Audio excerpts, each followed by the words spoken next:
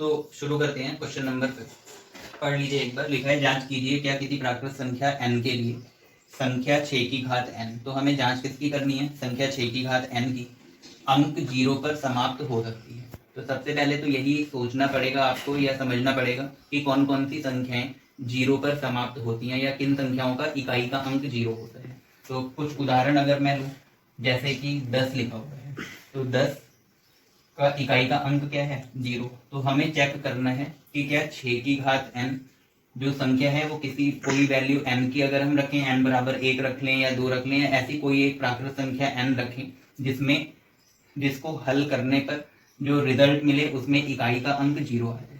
तो इकाई का अंक किसी भी संख्या का 0 कब आ सकता है? जब जैसे 10 है तो 10 को अगर हम अभाज्य गुणनखंड ज्ञात करते हैं तो वो क्या क्या मिलेंगे? 2 गुणा 5, मतलब 2 पंजे 10 होता है तो 2 गुणा 5। ऐसे ही अगर और कोई संख्या देखें, जैसे 20 लिखा हुआ है, तो 20 में भी इकाई का अंक 0 है। तो ये कैसे मिला होगा आपको? जब 2 गुणा 5 गुणा 2 लिखा है। इसी प्रकार अगर 30 को देखें तो 30 2 गुणा 5 गुणा 3, 2 पंजे 10, 10 3 30 मिल गया। ऐसे ही अगर 40 की बात करें तो 40 कब प्राप्त हुआ होगा? जब 2 गुणा 5, 2 पंजे 10 और 10 चौक 40 होता है तो 2 गुणा 2 लिखा होगा। तो अब इन चारों संख्याओं में अगर देखा जाए तो पहली संख्या में 2 गुणा 5 लिखा हुआ है। ऐसे ही 20 के लिए भी यहाँ 2 और 5 जरूर आ रहा है। ऐसे ही 30 के लिए अगर देखें तभी भी 2 और 5 आ रहा है।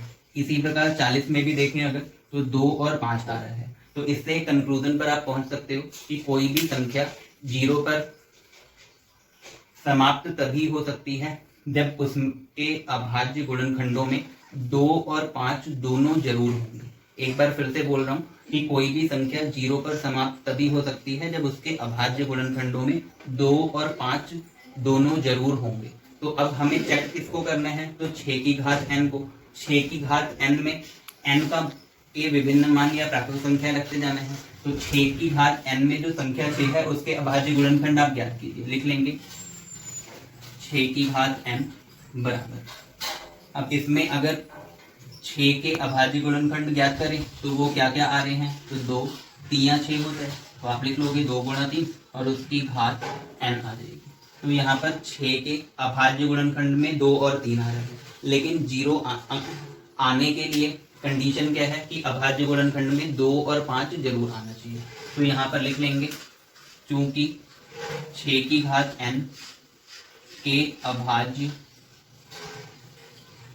गुणनखंड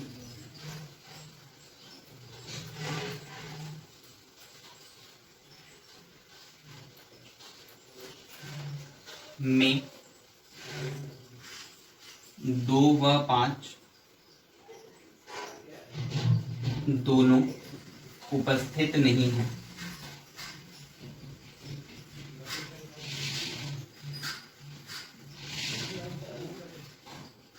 अतः 6 की घात n अंक 0 पर समाप्त नहीं हो सकता।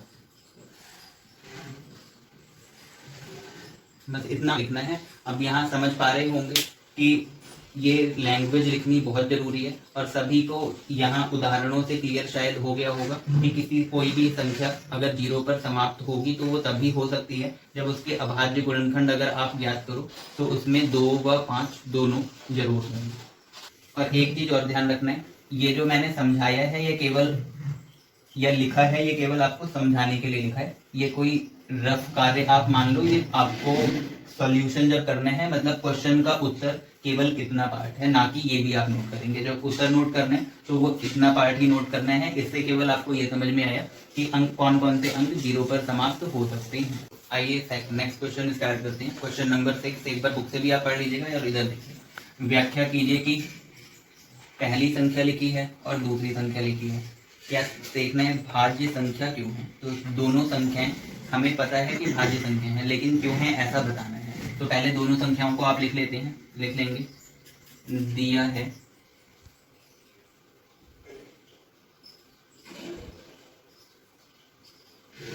पहली संख्या 7 गुणा 11 गुणा 13 और प्लस 13। अब इसको सॉल्व करना है और इसको हमें दर्शाना है कि भाज्य संख्या है तो क्यों है।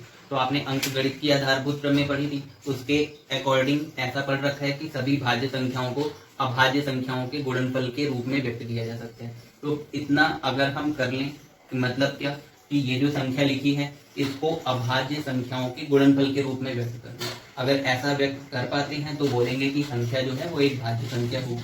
तो ऐसा प्रदर्शित कर पाएंगे कि क्यों। तो शुरू करते हैं। यहाँ से देखिए 7 गुणा 11 गुणा 13 और प्लस 13 लिखा हुआ है। तो इसका मतलब 13 और 13 दोनों से कॉमन आ रहा है, तो दोनों से आप कॉमन क्या ले लोगे 13। जब यहाँ से 13 कॉमन ले लिया तो 7 बचा और 11 बचा, तो यहाँ से लिख लेंगे 7 गुणा 11 और प्लस यहाँ से भी 13 कॉमन लिया तो बचेगा हमारे पास कितना 1।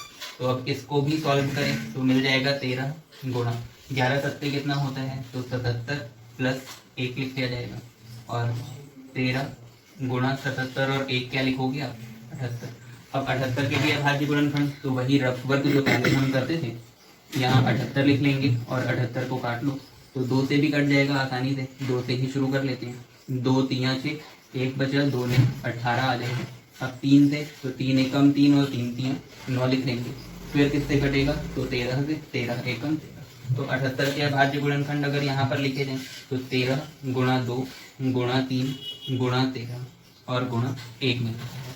तो अब यहाँ पर इस संख्या के अगर हम गुणनखंड देखें तो ये सभी गुणनखंड जो हैं वो कैसे हैं अभाज्य संख्याएं लिखी हुई हैं। तो हमने संख्या को अभाज्य संख्याओं के गुणनखंड के रूप में व्यक्त कर दिया। तो बोल सकते हैं कि पहली संख्या जो होगी वो कैसी संख्या है एक भाज्य संख्या। इसी प्रकार दूसरी संख्या पर अगर आए तो दूसरी संख्या के लिए देखिए क्या लिखा जा सकता है 7 गुणा 6 5 4 3 2 और 1 है और प्लस क्या लिखा हुआ है 5।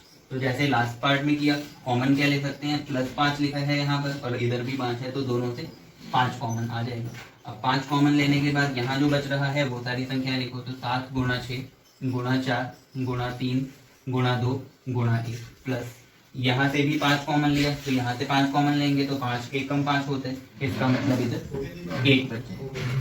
अब अगर आगे हम गुणा करते हैं ब्रैकेट को सॉल्व करते हैं तो क्या मिलेगा 7 6 42 गुणा 4 3 12 12 दूनी 24। तो यहाँ पर 24 लिख लेंगे और प्लस 1 आ जाएगी। इधर आप 5 लिख लोगे।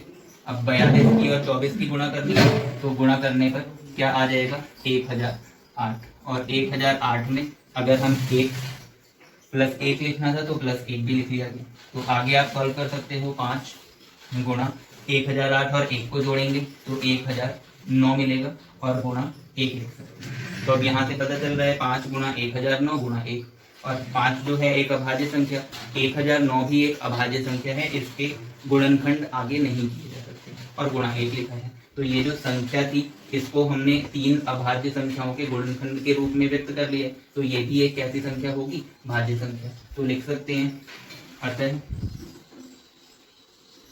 अंकगणित की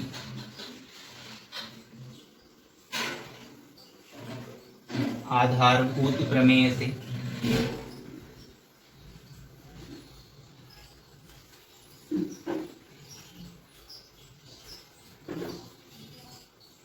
दी गई संख्याएं